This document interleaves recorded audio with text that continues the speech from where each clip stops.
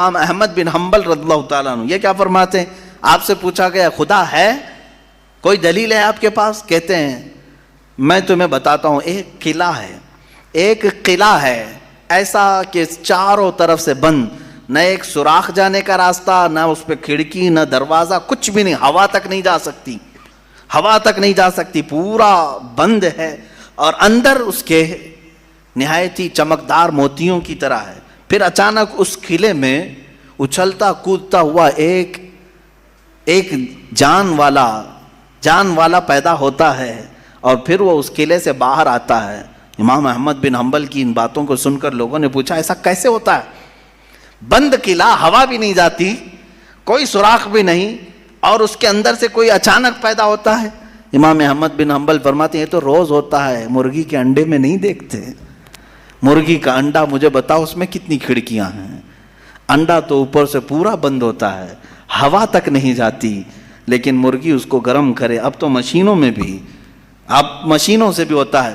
مجھے یہ بتاؤ وہ انڈے کی زردی اچانک ایک جاندار چوزے کی شکل کیسے اختیار کرتی ہے؟ کون ہے جو اسے چونچ دیتا ہے؟ کون ہے جو اسے پر دیتا ہے؟ اور پھر ہم نے جانوروں کو، پرندوں کو، ہر ایک مخلوق کو دیکھا ہے، ان میں رنگ ایسے بھرے ہوئے رہتے ہیں، دنیا کا کوئی آرٹسٹ بھی اس طرح کے رنگ بھر نہیں سکتا۔ کیا ہم مور کو نہیں دیکھتے؟ طرح طرح کے خوبصورت اس میں ڈیزائن کیے گئے ہیں، ایسا لگتا ہے کہ کوئی قلم لے کر کے ڈیزائن کیا ہے، کوئی برش سے ڈیزائن کیا ہوا ہے۔ نہیں میرے عزیزو، یہ قدرت کی شاہکاریاں ہیں، رب ذوالجلال کی شاہکاریاں، اور تم بے شمار خوبصورت مخلوقات کو دیکھو گے۔ پھر میں ان دہریوں سے پوچھتا ہوں آخر ان تمام کو پیدا کرنے والا کوئی تو ہوگا، تم لاؤ ڈھونڈ کر کے آخر کون ہے یہ سب پیدا کرتا ہے۔ یہ تو تخلیق، نظریے تخلیق، خدا کو پہچاننے کے 4 نظریے دنیا میں مشہور ہوئے ہیں۔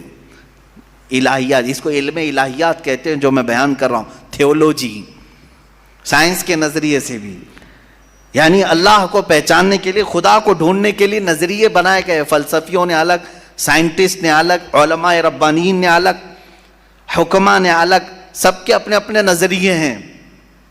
ہم اللہ رب العزت کو نظریے تخلیق سے واضح کرتے ہیں، لوگوں کے سامنے بتاتے ہیں کہ اللہ پیدا کرنے والا ہے، کیونکہ قرآن پاک میں جگہ جگہ اس نے، اللہ تعالیٰ نے اپنی ربوبیت کا، اپنی تخلیق کا اظہار جو فرمایا ہے وہ یہی فرمایا کہ تم اتنے کمزور ہو کہ ایک مکھی کو نہیں بنا سکتے، ایک مکھی پیدا نہیں کر سکتے، کتنے کمزور ہو، اور وہ رب ذوالجلال ہزاروں کروڑوں مخلوقات روزانہ بناتا ہے، روزانہ انہیں موت بھی دیتا ہے، حیات و ممات اسی کے دست قدرت میں ہے۔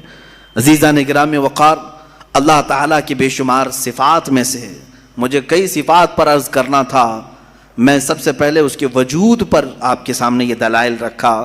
عام مسلمان بھی کسی دہریے سے کہہ سکتا ہے کہ اللہ کے نہ ہونے پر جو تو اس قدر ناچ رہا ہے، آج ایتھیزم کا بہت زیادہ آج چل رہا ہے، وہ کہتے ہیں کوئی دین دھرم ہوتا نہیں، کچھ نہیں ہوتا ہے، کوئی خدا نہیں ہوتا، دنیا میں ایسے ہی چل رہا ہے۔ مذاق کر رہے ہو میاں، ابھی تک تو وہ آٹومیٹک گاڑی بھی نہیں آئی بغیر ڈرائیور والے، ابھی تم بول رہے ہو۔ بہرحال دنیا میں کوئی چیز کو بنانے والا ہوتا ہے، آٹومیٹک گاڑی آ بھی گئی تو میری اس دلیل کو یہ مت سمجھ لینا کہ گاڑیاں بغیر ڈرائیور کے نہیں چل سکتی۔ مفتی صاحب نے کہا آپ تھوڑے دنوں کے بعد آنے والی ہے، اس کا مطلب کیا بغیر ڈرائیور کے بھی سب چلتی ہیں؟ میری یہ دلیل اس لیے نہیں ہے، بغیر ڈرائیور والی گاڑی اگر چل بھی گئی تب بھی میں سوال کروں گا کہ اس کو آخر گاڑی کو بنایا کون ہے؟ یہ بنایا کون ہے؟ کوئی تو انسان بنایا ہوگا۔ تو اسی طرح سے ہر چیز کو دنیا کی آپ کو یہ علم لے کر کے جاتا ہے تھیولوجی کا کہ کوئی نہ کوئی اس کا پیدا کرنے والا ہے، بنانے والا ہے۔ فلسفی ان کے ہاں ایک قانون ہے، دور اور مسلسل، یعنی تسلسل، کنٹینیو کوئی چیز ہو نہیں سکتی۔ مثال کے طور پر مجھے پیدا کرنے والا کوئی ہے اور اس کو پیدا کرنے والا کوئی ہے، اس کو پیدا کرنے والا، یہ جو سوچ ہے تسلسل اس کو کہتے ہیں۔ کہیں جا کر کے سٹاپ ہونا پڑے گا، کہیں جا کے سٹاپ ہونا پڑے گا تمہیں۔ میں پیدا ہوا میرے باپ سے، میرے باپ پیدا ہوئے دادا سے، دادا پر دادا سے، یہ سلسلہ چل کر کے کہیں تو سٹاپ ہوگا، کہیں جا کے ختم ہونا ہے۔ تو فلسفی اس بات کو مانتے ہیں کہ دور اور تسلسل محال ہے، یعنی کنٹینیو ایسی جاتا رہے، یہ محال ہے. ان کے ہاں ایسا ہے. میرے عزیزو، اب اگر میں ان سے سوال کروں کہ جیسے بہت سارے لوگ بھگوانوں کو بھی مان لیے، جبکہ بھگوان کی بیوی بھی ہے، بھگوان کے بچے بھی ہے اور بھگوان کا باپ بھی ہے، تو پھر اب سوال آئے گا کہ بھگوان کا دادا کون، بھگوان کا پردادا کون؟ پھر وہ نسب چلے گا، کہیں تو جا کے رکنا ہے، کہیں تو جا کے رکے گا. بچے ہیں تو اب تک ان کی نسل کیوں نہیں؟ بھگوان کے بھی بیٹے بیٹیاں تھیں نا، بہت سارے بھگوانوں کا تذکرہ ہندوستان میں ہے، ان کے بیٹے بیٹیاں بتائی گئی ہیں، کتنے بیٹے تھے، رام کے بھی، کرشن کے بھی، سب کے بھی بتائے گئے ہیں بیٹے بیٹے. تو اب اولاد کہاں ہیں؟ باپ دادا کہاں تھے؟ میرے عزیزوں، میری اس بات کو یقیناً کوٹ کیا جائے گا. مجھے معلوم ہے چند دنوں پہلے یہ کہہ رہا تھا اورنگزیب کی اولاد برتن مانج رہی ہے، ٹیپو سلطان کی اولاد پنچر لگا رہی ہے. تجھے تو یہ ٹیپو سلطان اورنگزیب کی اولاد نظر آئی، ان کی کہاں ہے جن کا میں ذکر کر رہا ہوں؟ ان کی کہاں ہے؟ اور بہرحال اورنگزیب اور ٹیپو سلطان ان تمام کو چھوڑو، ان کی اولاد کو تو نے برتن مانجتے یا پنچر لگاتے تو دیکھا اللہ نے تو تجھے بانج بنا کر رکھا ہے. تیرے سے کوئی چیز نہیں آ سکتی سوائے گوبر اور غلاظت کے، کوئی چیز نہیں آ سکتی. میرے عزیزوں، میں یہاں عرض یہ کر رہا ہوں دور اور تسلسل، کہ اگر اس طرح کسی کا باپ ہے تو پھر دادا بھی ہوگا، دادا ہے تو پردادا بھی ہوگا، یہ چلتا رہے گا سلسلہ. یہ اسلام یہ ہے جس نے کہا قل هو اللہ احد اللہ الصمد لم یلد ولم یولد. کہو وہ اللہ ایک ہے، اللہ بے نیاز ہے، لم یلد نہ وہ کسی سے پیدا ہوا ہے، ولم یولد نہ اس سے کوئی پیدا ہوگا، اس سے کوئی لم یلد اس سے کوئی پیدا نہیں ہوا اور نہ وہ کسی سے پیدا ہوا. یہاں ختم ہو گئی بات. اب نہ میرے خدا کا کوئی باپ ہے، نہ بیٹا ہے، نہ بھائی ہے، نہ بہن ہے، کہیں یہ تصور آئے گا ہی نہیں. تم ہم سے یہ سوال نہیں کر سکتے کہ اللہ کے آباء و اجداد کہاں ہے، اولاد کہاں ہے. ہم نے خدا کو مانا ہی ایسے ہے کہ وہ جسم و جسمانیت سے بھی پاک ہے، رشتہ داری سے پاک ہے، کوئی نہ اس کا ہمتا ہے، ایک ہی سب کی سنتا ہے. یہ اللہ تبارک و تعالیٰ کے متعلق ہمارا یقین یہی ہے. عزیزان گرامی وقار، دور اور تسلسل کا جو قانون ہے میں نے یہی بتایا کہ بعض لوگ اس چیز کے ذریعے سے بھی چاہیں تو ہدایت حاصل کر سکتے ہیں کہ کہیں تو جا کے ہمیں فل سٹاپ ہونا پڑے گا، کوئی تو ہے جو اینڈ ہے، اس کو کوئی پیدا کرنے والا نہ ہو، جا کر کے تمہیں ختم ہونا پڑے گا ایک نہ ایک جگہ، کہ کوئی تو ہے جو لاسٹ ہے، اس کو کوئی نہ پیدا کیا ہو.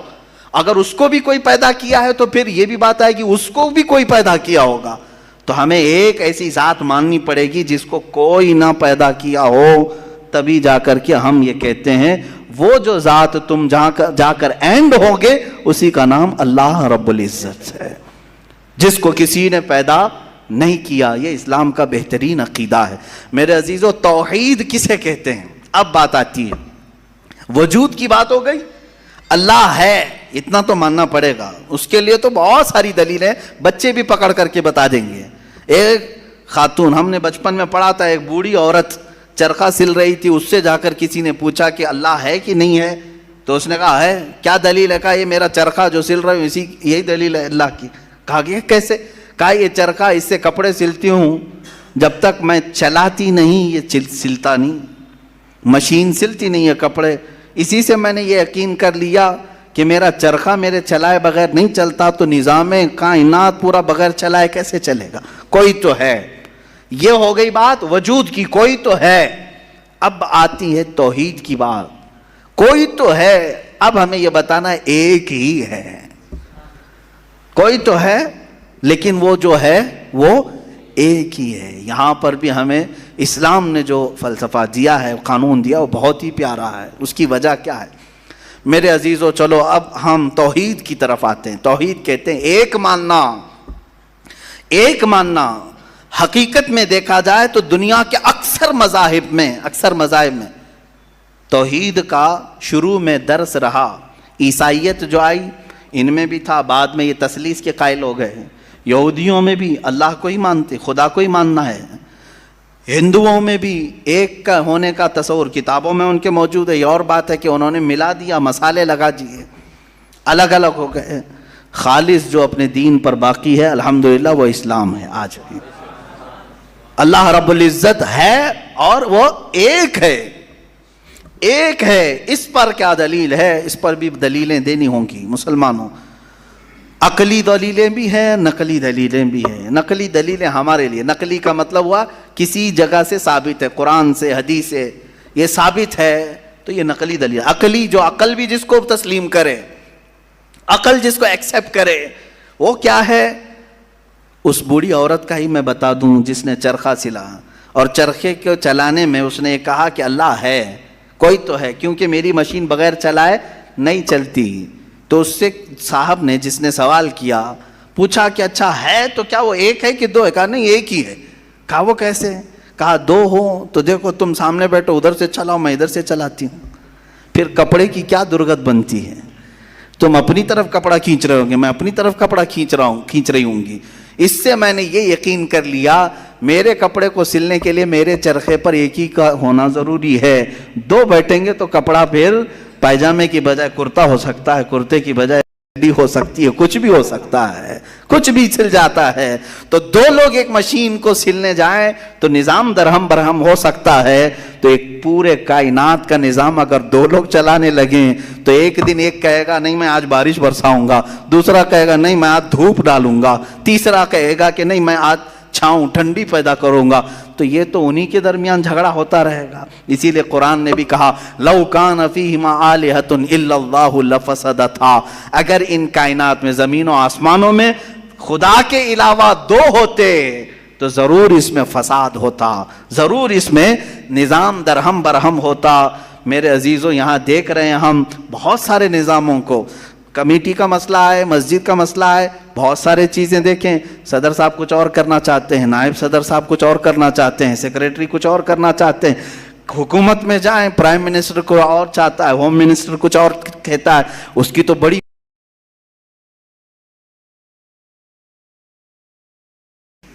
پتہ ہی نہیں ہے. لیکن نظام ایک ملک کا چلا رہے ہیں, ایک ملک کا چلا رہے ہیں. فساد اسی لیے ہو رہا ہے, فساد اسی لیے ہوتا ہے اور ان کو پتہ بھی نہیں رہتا. وہ بھاشن میں کچھ اور بول کے آئے, یہ پارلیمنٹ میں کچھ اور بول کے آیا.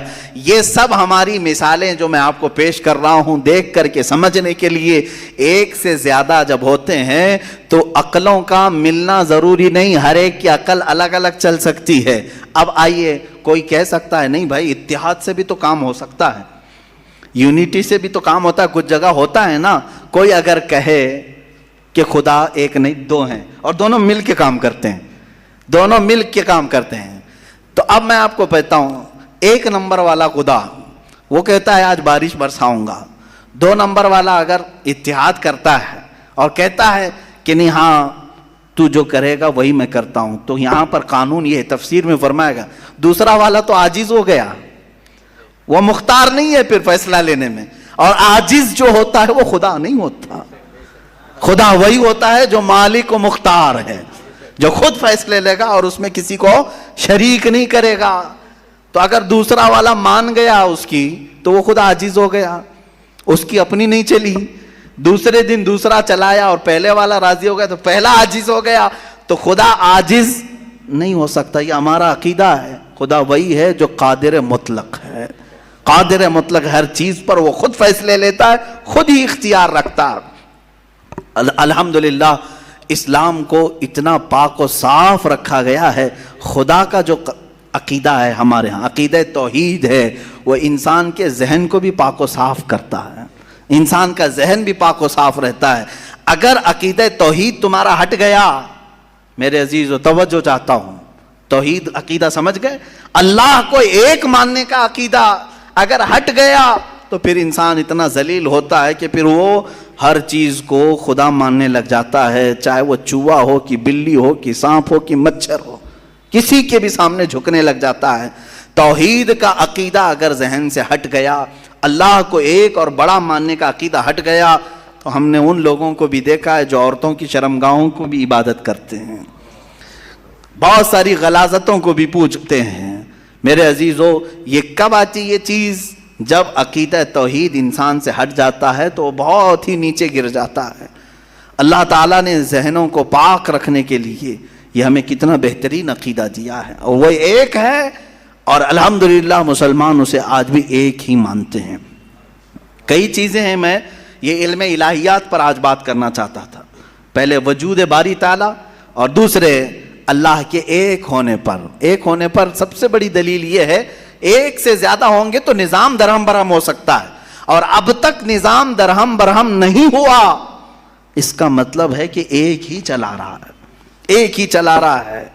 سورج کو جس طرح سے اس نے سالوں سے چلایا ہے، چاند کو جس طرح چلایا ہے، موسموں کا آنا جانا، قرآن خود یہ کہتا ہے، میں نے آیت خطبے کے بعد یہی تلاوت کی، ان فی خلق السماوات والارض واختلاف اللیل والنہار، بے شک زمینوں کی پیدائش میں، آسمانوں کی پیدائش میں، اور رات و دن کے آنے جانے میں تمہارے لیے بہت بڑی نشانیاں ہیں کہ ایک ہی ہے جو اس کو اپنی مرضی سے بنایا ہے، اپنی مرضی سے بنایا ہے۔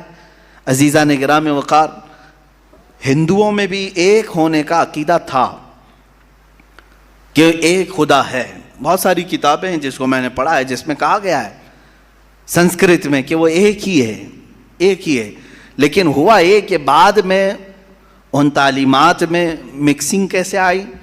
جیسے ہمارے ہاں فرشتوں کا تصور ہے، جبرائیل ہیں، میکائیل ہیں، اسرافیل ہیں، اسرائیل علیہم السلام، جو ملائکہ ہیں، وہ اللہ تبارک و تعالیٰ نے انہیں مختلف کاموں پر لگایا ہے۔ میکائیل علیہ السلام بارش برساتے ہیں، روزی پہنچانے کے کام میں ہیں، اسرائیل علیہ السلام روح نکالتے ہیں۔ تو ان ملائکہ کو جس طرح سے ہمارے ہاں تصور دیا گیا، اللہ کے فرشتے، تو ان لوگوں نے ان دوسرے کاموں کو دیکھ کر ہر ایک چیز کا الگ الگ خدا بنا لیا۔ ہواؤں کا خدا الگ، بارش کا خدا الگ، آگ کا خدا الگ، پانی کا خدا الگ۔ یہاں پر دھوکہ کھا گئے، وہ خدا نہیں ہے، وہ خدا کے فرشتے، اللہ تبارک و تعالیٰ نے جن کو ان کائنات کے کاموں پر لگایا۔ ہمارا عقیدہ میں بتا رہا ہوں۔ عزیزان گرامی، یہاں پر میں یہ باتیں اس لیے عرض کر رہا ہوں کہ سب سے پہلے وجود باری تعالیٰ اللہ ہے، دوسری چیز وہ ایک ہے۔ اب تیسری چیز آتی ہے جس کے متعلق آج کے بہت سارے دہریے سائنس کے اسٹوڈنٹ وہ کہتے ہیں اگر ہے مان لیا، ایک ہے مان لیا، دکھتا کیوں نہیں ہے؟ یہ بھی سوال ہے۔ ہمارا عقیدہ ہے نراکار ہے، اور وہ آکار مانتے ہیں۔ بعض لوگ ان کے ہاں بھی ہے جو خدا کو نراکار مانتے ہیں کہ وہ نہیں دکھ سکتا۔ میرے عزیزو، یہ جن لوگوں نے ہم سے سوال کیا کہ پھر وہ دکھتا کیوں نہیں، وہ دکھتا کیوں نہیں، اس کے لیے میں جواب یہ بتاؤں گا کہ اگر انسان جس طرح سے آج پیدا کیا گیا، جتنی اس کے اندر کمزوریاں ہیں، انسان کی آنکھوں میں پورا کا پورا سورج نہیں سما پا رہا ہے۔ کڑی دھوپ میں سورج کو کیوں نہیں دیکھتے؟ وہ تو دکھ رہا ہے نا، تو دیکھو 1 گھنٹہ دیدار کرو، درشن کرو سورج کی۔ کیوں نہیں کرتے؟ نہیں کرتے آپ کے اندر تاب و طاقت نہیں ہے۔ سورج کروڑوں میل دور ہے، اس کو آپ پورے طور پر اپنی آنکھوں میں نہیں لے پا رہے ہیں۔ تو یہاں سے تم سب کو پتا چلا کہ میری آنکھیں کمزور ہیں، دنیا کی بڑی چیزوں کو میں سما نہیں سکتا۔ تو یہ تو سورج کے بارے میں کہہ رہا ہوں جو رب ذوالجلال کی ہزاروں نہیں کروڑوں تخلیقات میں سے ایک ذرہ ہے۔ اس ایک ذرے کو ہماری آنکھیں نہیں سما پاتی تو پورے کائنات کے خدا کو، رب ذوالجلال کی تجلیات کو کیسے سما پائیں گے؟ آنکھوں میں کیسے اسے سما سکتے؟ اسی لیے اللہ نے قرآن میں فرمایا لا یدرکہ الابصار، اس کو کوئی آنکھ گھیر نہیں سکتی۔ وہ کیوں؟ سوال بھی تو ہے کہ اگر گھیر لے آنکھیں، ہو کیا جاتا اگر اللہ کو دیکھ لیتے؟ تو اس کے متعلق فلسفی طور پر بھی اور اسلامی طور پر بھی میں بتاؤں، میرے عزیزو، عقیدہ ہمارا یہ ہے کہ اللہ، اس کا کوئی سائز نہیں، اس کا کوئی سائز نہیں، اتنا چوڑا، اتنا اونچا، اتنا لمبا، اتنا چھوٹا، یہ چیز ہے نہیں، ہم اس کو مان نہیں سکتے۔ تو جب آنکھوں میں تمہارے کوئی چیز آئے گی تو وہ سائز والی ہی آئے گی، کچھ تو سائز ہوگا اس کا۔ چاہے وہ 100 کلومیٹر والا ہو، اگر آنکھوں میں آ گئی تو سائز بن گیا، اور جس چیز کا سائز بن گیا وہ خدا ہو نہیں سکتا۔ ہمارے ہاں یہ عقیدہ ہے کہ اللہ تبارک و تعالی جسم و جسمانیت سے پاک ہے، مکان و مکانیت سے پاک ہے، اس کی یہ تمام چیزیں ایسی نہیں جس طرح انسان کی آنکھ، ہاتھ، پیر، منہ، پیٹ، یہ تمام چیزوں سے وہ پاک ہے، وہ جیسا ہے وہ اللہ بہتر جانے۔ لیکن انسان کی دنیا میں آنکھیں اس چیز کو سما نہیں سکتی، اور جو چیز اس کی آنکھوں میں سما گئی وہ خدا ہو نہیں سکتی۔ اس کے لیے ایک فارمولہ میری طرف سے لے کر کے جاؤ، جس چیز کو بھی دیکھا کسی نے دنیا میں سوائے رسول اللہ کے، میرے آقا صلی اللہ علیہ وسلم ایکسیپشن میں بتا رہا ہوں، حضور کو چھوڑ کر کے پوری کائنات کی بات کر رہا ہوں، جس نے کسی چیز کو دیکھا وہ خدا ہو نہیں سکتا۔ ام المومنین عائشہ صدیقہ نے بھی فرمایا ہے کہ جس نے بھی یہ کہا کہ خدا کو یہ دیکھا ہے ظاہری آنکھوں سے، کھلی آنکھوں سے، وہ سب سے بڑا جھوٹ بولا ہے، دنیا کا سب سے بڑا جھوٹ بولا اس نے۔ اب یہ بات میں اس لیے عرض کر رہا ہوں کہ ہو سکتا ہے تمہارے تک بھی آ جائے وہ بھیجے میں خدا دکھانے والے پیر صاحب۔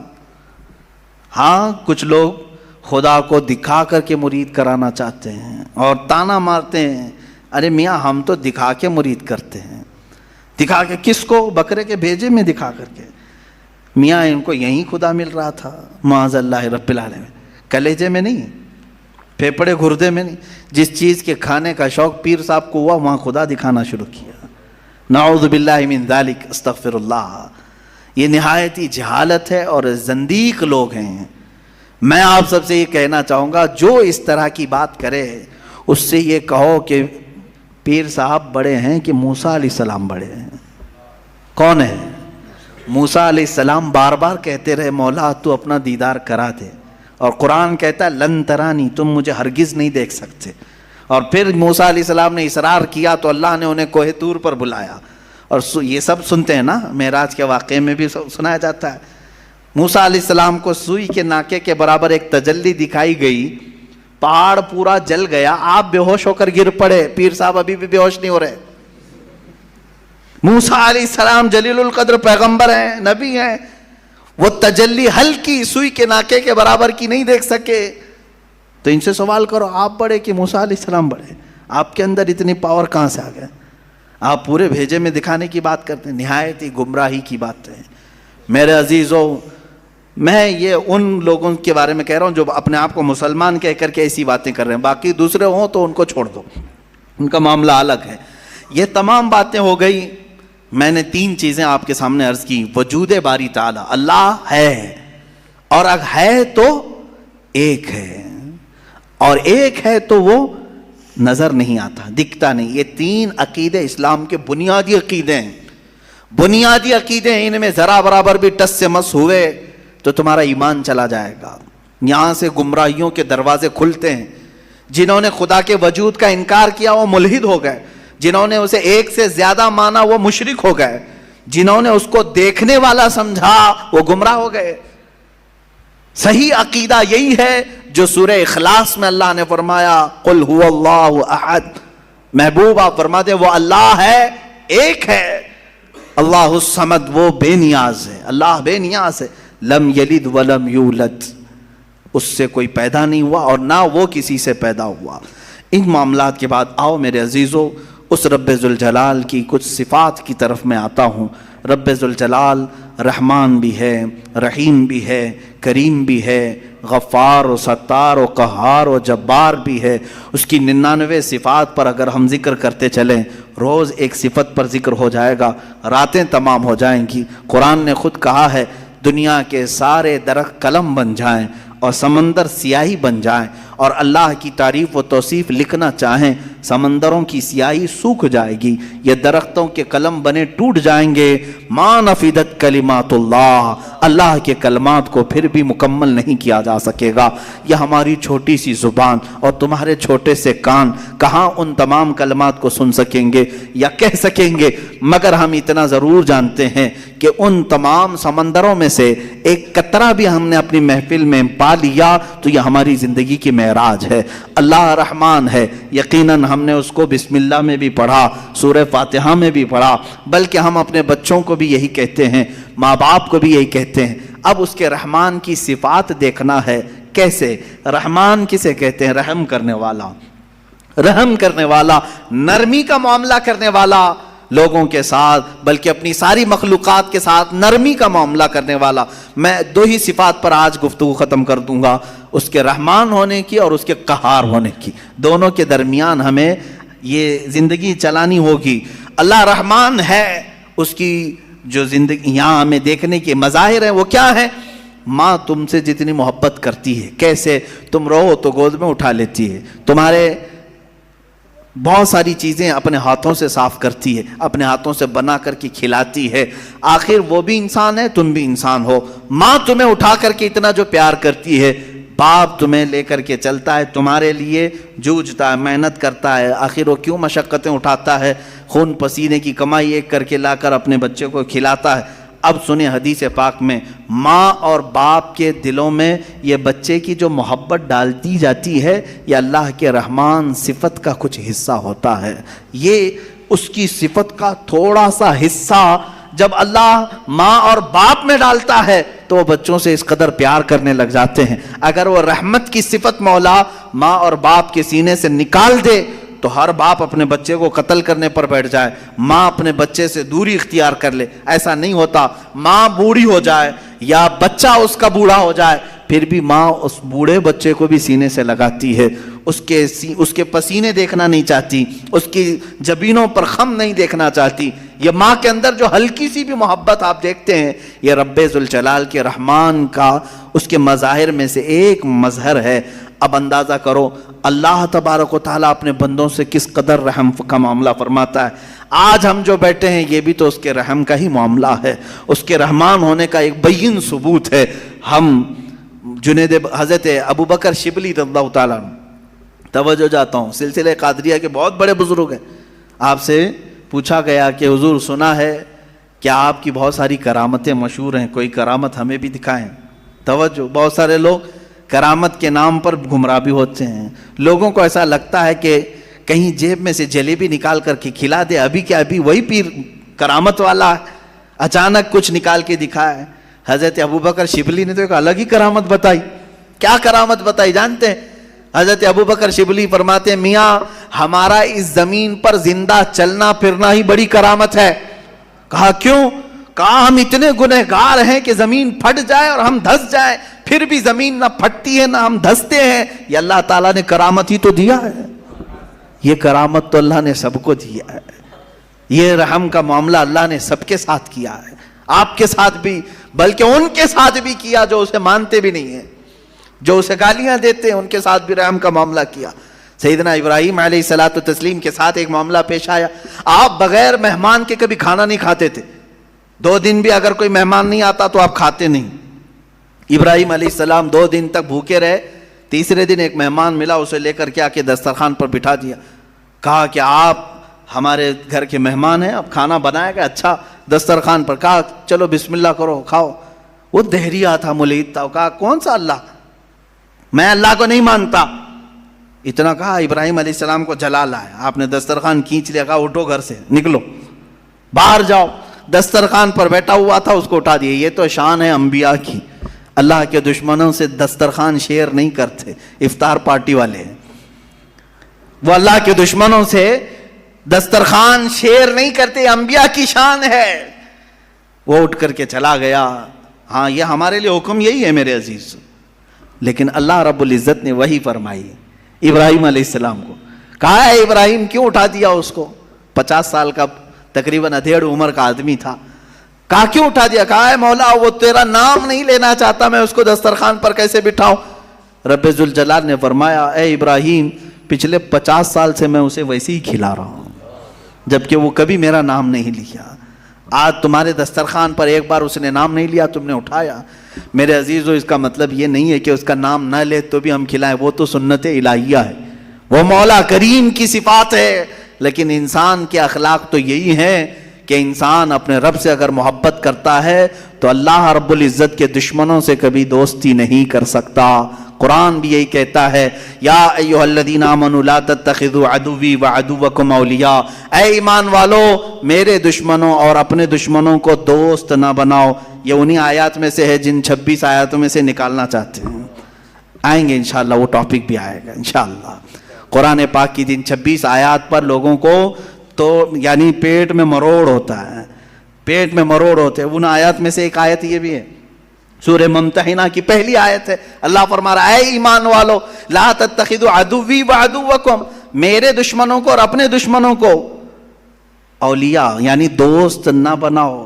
میرا رب نے اتنا حکم کیا دیا، ان کو تکلیف شروع ہو گئی. قرآن جو ہے نفرت سکھاتا ہے، قرآن نفرت. یہ تمام انشاءاللہ العزیز زندگی باقی رہی یہ 26 آیتوں کا جو مضمون ہے یہ ان کی کتابوں سے بھی میں نکال کے دکھاؤں گا. سیم ٹو سیم چیزیں، سیم ٹو سیم چیزیں وہاں پر بھی موجود ہیں. تو پیدا کرو کسی اور وسیم گندے رافضی کو جو وہاں سے بھی نکال سکے. عزیزان گرامی وقار، بات میں عنوان سے ہٹ نہ جائے اس لیے میں عرض کروں گا وہ رب ذوالجلال رحمان ہے، اور اس کے رحم کا معاملہ تو ہے، اس کے رحم کا معاملہ ہے کہ آج جس طرح سے لوگ ہمیں پیش کرنا چاہ رہے ہیں کہ یہ ایک ڈراؤنی شکل ہماری بنا کر کے اسلاموفوبیا یعنی مسلمانوں سے لوگوں کو ڈرانا، یہ اگر تمام دوسرے قوموں کی طرح بھی ہو جاتے تو میرے عزیزو یہ سب کا جینا حرام کر کے رکھتے. ہمارے ہاں آخرت کا تصور ہے، ہمارے ہاں رب ذوالجلال کو جواب دینے کا تصور ہے، ہمارے ہاں اللہ رب العزت کے دیکھنے کا تصور ہے کہ وہ ہر گھڑی ہمیں دیکھ رہا ہے. یہ تمام تصورات لے کر کے مسلمان جی رہا ہے. تم کہہ رہے ہو یہ آتنکوادی ہے، دہشت گرد ہے، اور جو اس طرح سے کر رہا ہوگا اس کا تصور ختم ہو چکا ہوگا. ہمیں تو اللہ رب العزت کے ہونے کا اتنا احساس ہے کہ رات کے اندھیرے میں بھی ہم ڈرتے ہیں کوئی ایک گندی تصویر بھی دیکھنے کے لیے، جبکہ کوئی نہیں دیکھ رہا ہے. اس لیے کہ مسلمان اس عقیدے کے ساتھ جیتا ہے کہ اللہ لا الہ الا هو الحی القیوم لا تأخذہ سنۃ ولا نوم. مسلمان اس عقیدے کے ساتھ جیتا ہے وہ اللہ ہے جو حی ہے اور قیوم ہے، اسے نہ اونگ آتی ہے نہ نیند آتی ہے. یعلم خائنۃ الاعین وما تخفی الصدور، تمہاری آنکھوں کی خیانت کو بھی وہ دیکھ رہا ہے، تمہارے دلوں کے گزرنے والے حالات سے بھی وہ واقف ہے. ہم اس تصور کے ساتھ اس عقیدے کے ساتھ جی رہے ہیں. بہرحال میرے عزیزو اس کے رحمان کی صفات بے شمار ہیں، بے شمار ہیں.